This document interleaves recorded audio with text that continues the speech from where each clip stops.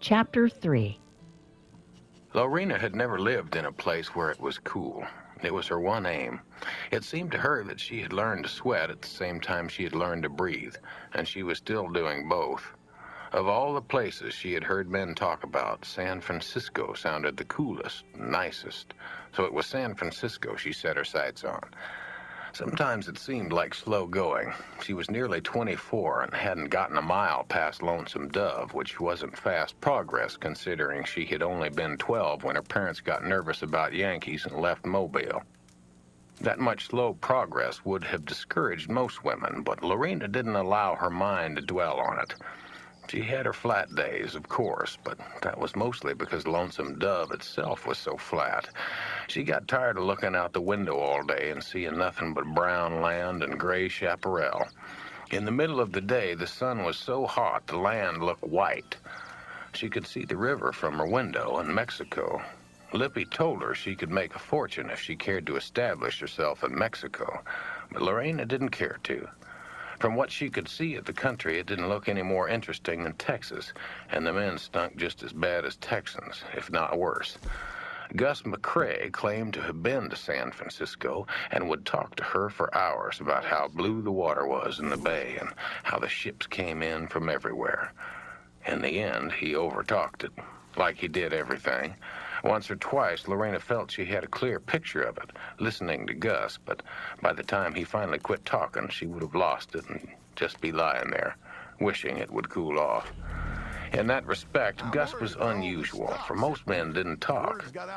He would blab right up until the time he shoved his old carrot in. Then he would be blabbing again before it was even dry. Generous as he was by local standards, he gave her $5 in gold every single time. Lorena still felt a little underpaid. It should have been $5 for wetting his carrot and another $5 for listening to him blab. Some of it was interesting, but Lorena couldn't keep her mind on so much talk. It didn't seem to hurt Gus's feelings any. He talked just as cheerful whether she was listening or not, and he never tried to talk her into giving him 2 pokes for the price of 1, as most of the younger men did. It was peculiar that he was her most regular customer, because he was also her oldest. She made a point of not letting anything men did surprise her much, but secretly it did surprise her a little that a man as old as Gus would still be so partial to it. In that respect, he put a lot of younger men to shame, including Mosby Marlin, who had held her up for 2 years over in East Texas. Compared to Gus, Mosby couldn't even be said to have a carrot, though he did have kind of a little stringy radish that he was far too proud of. She had only been 17 when she met Mosby, and both her parents were dead. Her pa fell out in Vicksburg, and her ma only made it to Baton Rouge. So it was Baton Rouge where she was stranded when Mosby found her. She hadn't done any sporting up to that time, though she had developed early and had even had some trouble with her own pa, though he was feverish to the point of delirium when the trouble happened. He died soon after. She knew Mosby was a drunkard from the first, but he told her that he was a Southern gentleman and he had an expensive buggy and a fine pair of horses, so she believed him. Mosby claimed that he wanted to marry her, and Lorena believed that too, and let him drag her off to a big old drafty house near a place called Gladewater. The house was huge, but it didn't even have glass in the windows or rugs or anything. They had to set smoke pots in the rooms to keep the mosquitoes from eating them alive, which the mosquitoes did anyway. Mosby had a mother and 2 mean sisters and no money, and no intention of marrying Lorena anyway, though he kept claiming he would for a while.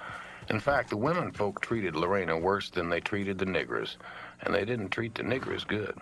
They didn't treat Mosby good either, or one another good. About the only creatures that ever saw any kindness around the house were Mosby's hounds. Mosby assured her that he'd set the hounds on her if she ever tried to run away. It was in the nights when Lorena had to lay there with the smoke from the pots so thick that she couldn't breathe and the clouds of mosquitoes nearly as thick as the smoke, and Mosby constantly bothering her with his radish, that Lorena's spirits sunk so low she ceased to want to talk. She became a silent woman. Soon after, the sporting started, because Mosby lost so much money one night that he offered 2 of his friends a poke in exchange for his debt. Lorena was so surprised that she didn't have time to arm herself, and the men had their way. But the next morning, when the two were gone, she went at Mosby with his own quirt and cut his face so badly they put her in the cellar for 2 days and didn't even bring her food. 2 or 3 months later, it happened again with some more friends, and this time Lorena didn't fight. She was just so tired of Mosby and his radish and the smoke pots that she was willing to consider anything different. The mother and the mean sisters wanted to drive her out of the house, and Lorena would have been glad to go. But Mosby threw such a fit that one of the sisters ran off herself to live with an aunt. Then one night, Mosby just plain sold a poke to a traveling man of some kind. He seemed to be planning to do it regular. Only the second man he sold her to happened to take a fancy to Lorena. His name was John Tinkersley, the tallest and prettiest man Lorena had seen up to that point, and the cleanest. When he asked her if she was really married to Mosby, she said no. Tinkersley suggested then and there that she accompany him to San Antonio. Lorena was glad to agree. Mosby was so shocked by her decision that he offered to get the preacher and marry her on the spot. And by that time, Lorena had figured out that being married to Mosby would be even worse than what she had already been through. Mosby tried for a while to work himself up to a fight, but he was no match for Tinkersley, and he knew it. The best he could salvage was to sell Tinkersley a horse for Lorena, plus the side saddle that belonged to the sister who'd run off. San Antonio was a big improvement over Gladewater, if only because there were no smoke pots and few mosquitoes. They kept 2 rooms in a hotel, not the finest in town, but fine enough. And Tinkersley bought Lorena some pretty clothes. Of course, he financed that by selling the horse and the side saddle, which disappointed Lorena a little. She had discovered that she liked riding. She would have been happy to ride on to San Francisco, but Tinkersley had no interest in that. Clean and tall and pretty as he was, he turned out in the end to be no better bargain than Mosby. If he had a soft spot, it was for himself and not for her. He even spent money getting his fingernails cut, which was something Lorena had never dreamed a man would do. For all that, he was a hard man. Fighting with Mosby had been like fighting with a little boy, whereas the first time she talked back to Tinkersley, he hit her so hard her head cracked a washpot on the bureau behind her. Her ears rang for 3 days. He threatened to do worse than that, too. And Lorena didn't suppose that they were idle threats. She held her tongue around Tinkersley from then on. He made it clear that marriage wasn't what he had had in mind when he took her away from Mosby, which was all right in itself, since she had already got out of the habit of thinking about marriage. That didn't mean that she was in the habit of thinking about herself as a sporting woman, but it was precisely that habit that Tinkersley expected her to acquire. "Well, you're already trained, ain't you?" he said. Lorena didn't consider what had happened in Gladewater any training for anything, but then it was clear there wasn't anything respectable she was trained for, even if she could get away from Tinkersley without being killed. For a few days, she had thought Tinkersley might love her, but he soon made it clear that she meant about as much to him as a good saddle. She knew that for the time being, the sporting life was about her only choice. At least the hotel room was nice, and there were no mean sisters. Most of the sports who came to see her were men Tinkersley gambled with in the bar down below. Once in a while, a nice one would even give her a little money directly, instead of leaving it with Tinkersley. But Tinkersley was smart about such things, and he found her hiding place and cleaned her out the day they took the stage to Matamoros. He might not have done it if he hadn't had a string of losses, but the fact that he was handsome didn't mean that he was a good gambler, as several of the sports pointed out to Lorena. He was just a middling gambler, and he had such a run of bad luck in San Antonio that he decided there might be less competition down on the border. It was on that trip that they had the real fight. Lorena felt swollen with anger about the money, swollen enough, finally, not to be scared of him. What she wanted was to kill him for being so determined to leave her absolutely nothing. If she had known more about guns, she would have killed him. She thought with a gun you just pulled the trigger, but it turned out his had to be cocked first. Tinkersley was laying on the bed drunk, but not so drunk he didn't notice when she stuck his own gun in his stomach. When she realized it wasn't going to go off, she had just time to hit him in the face with it. a lick that actually won the fight for her. Although before he gave up and went to look for a doctor to stitch his jaw up, Tinkersley did bite her on the upper lip as they were rolling around, Lorena still hoping the gun would shoot. The bite had left a faint little scar just above her upper lip. To Lorena's amusement, it was that trifling scar that seemed to make men crazy for a time with her. Of course, it wasn't just the scar. She had developed well and had also gotten prettier as she got older. But the scar played its part. Tinkersley got drunk in Lonesome Dove the day he left her, and he told everyone in the drive-bean that she was a murderous woman. So she had a reputation in the town before she even unpacked her clothes. Tinkersley had left her with no money at all, but fortunately she could cook when she had to. The drive-bean was the only place in Lonesome Dove that served food, and Lorena had been able to talk Xavier Wantz, who owned it, into letting her do the cooking until the cowboys got over being scared of her and began to approach her. Augustus was the man who got it started. While he was pulling off his boots the first time, he smiled at her. "Where'd you get that scar?" he asked. "Somebody bit me," Lorena said. Once Gus became a regular, she had no trouble making a living in town. Although in the summer, when the cowboys were mostly off on the trail, pickings sometimes grew slim. While she was well past the point of trusting men, she soon perceived that Gus was in a class by himself, at least in Lonesome Dove. He wasn't mean, and he didn't treat her like most men treated a sporting woman. She knew he would probably even help her if she really needed it. It seemed to her that he had got rid of something other men hadn't gotten rid of, some meanness or some need. He was the one man, besides Lippy, she would sometimes talk to, a little. With most of the sports, she had nothing to say at all. In fact, her silence soon came to be widely commented on. It was part of her, like the scar. And, like the scar, it drew men to her even though it made them deeply uneasy. It was not a trick, either. Although she knew it unnerved the sports and made matters go quicker, silent happened to be how she felt when the men were with her. In respect to her silence, too, Gus McCrae was different. At first, he seemed not to notice it. Certainly, he didn't let it bother him. Then it began to amuse him, which was not a reaction Lorena had had from anyone else. Most men chattered like squirrels when they were with her, no doubt hoping she would say something back. Of course, Gus was a great blabber, but his blabbing wasn't really like the chattering the other sports did. He was just full of opinion, which he freely poured out, as much for his own amusement as for anything. Lorena had never particularly looked at life as if it was something funny, but Gus did. Even her lack of talk struck him as funny. One day he walked in and sat down in a chair, the usual look of amusement on his face. Lorena assumed he was going to take his boots off, and she went over to the bed. But when she looked around, he was sitting there, one foot on the other knee, twirling the rowel of a spur. He always wore spurs, although it was not often she saw him on horseback. Once in a while in the early morning, the bawling of cattle or the nickering of horses would awaken her, and she would look out the window and see him and his partners and the gang of riders trailing their stock through the low brush to the east of town. Gus was noticeable, since he rode a big black horse that looked like it could have pulled 3 stagecoaches by itself.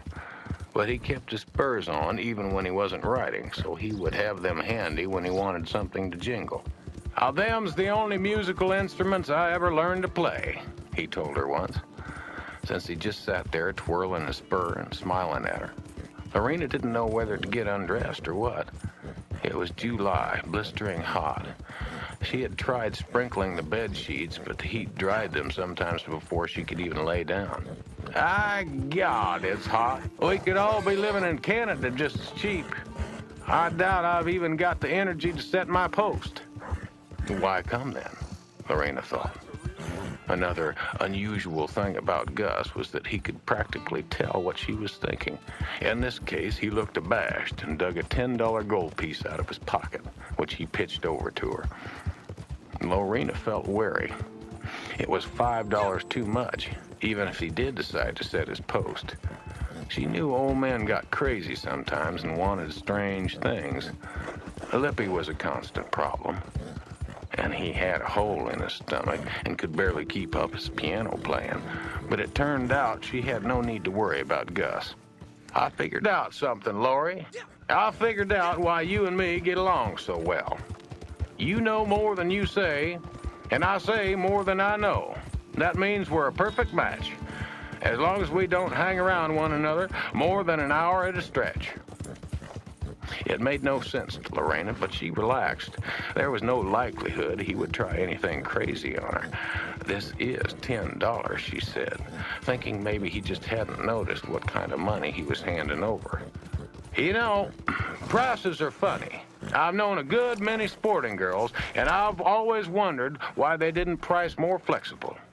If I was in your place and had to traipse upstairs with some of these old smelly sorts, I'd want a sight of money. Whereas, if it was some good-looking young sprout who kept himself barbered up, why, a nickel might be enough. Lorena remembered Tinkersley, who had had the use of her for 2 years, taken all she brought in, and then left her without a cent. A nickel wouldn't be enough, she said. I can do without the barbering. But Augustus was in the mood for discussion. Well, say you put $2 as your low figure. Now, that's for the well-barbered sprout. Now, what would the high figure be for some big, rank waddy who couldn't even spell? Now, the point I'm making is that all men ain't the same, so they shouldn't be at the same price. Or am I wrong? Now, maybe from where you sit, all men are the same. Once she thought about it, Lorena saw his point. All men weren't quite the same. A few were nice enough that she might notice them, and a goodly few were mean enough that she couldn't help noticing them, but the majority were neither one nor the other. They were just men, and they left money, not memories. So far, it was only the mean ones who had left memories. "Why'd you give me this 10?" she asked, willing to be a little curious since it seemed it was going to be just talk anyway. "Hoping to get you to talk a minute," Augustus said, smiling. He had the most white hair she had ever seen on a man. He mentioned once that it turned white when he was 30, making his life more dangerous since the Indians would have considered a white scalp a prize. "I was married twice, you remember. Should have been married a third time, but the woman made a mistake and didn't marry me." "What's that got to do with this money?" Lorena asked. "The point is, I ain't a natural bachelor," Augustus said. "There's days when a little bit of talk with a female is worth any price. I figure the reason you don't have much to say is you probably never met a man who liked to hear a woman talk. Now, listening to a woman ain't the fashion in this part of the country, but I expect that you got a life story like everybody else. And if you'd like to tell it, I'm the one that'd like to hear it." Lorena thought that over. Gus didn't seem uncomfortable. He just sat there twirling his rowel. "In these parts, what your business is all about is woman's company anyway," he said. "Now, in a cold clime, it might be different. A cold clime will perk up a boy and make him want to wiggle his bean. But down here in this heat, it's mostly company they're after." There was something to that. Men looked at her sometimes like they wished that she would be their sweetheart, the young ones particularly, but some of the old ones too. One or two had even wanted her to let them keep her, though where they meant to do the keeping she didn't know. She was already living in the only spare bedroom in Lonesome Dove. Little marriages were what they wanted, just something that would last until they started up the trail. Some girls did it that way. Hitched up with a cowboy for a month or 6 weeks and got presents and played at being respectable. She had known girls who did it that way in San Antonio. The thing that struck her was that the girls seemed to believe it as much as the cowboys did. They would act just as silly as respectable girls, getting jealous of one another and pouting all day if their boys didn't act to suit them. Lorena had no interest in conducting things that way. The men who came to see her would have to realize that she was not interested in play acting. After a bit, she decided she wasn't interested in telling Augustus her life story either. She buttoned her dress back up and handed him the $10. "It ain't worth $10, she said, "even if I could remember it all." Augustus stuck the money back in his pocket. "I ought to know better than to try and buy a conversation," he said, still grinning. "Let's go on down and play some cards."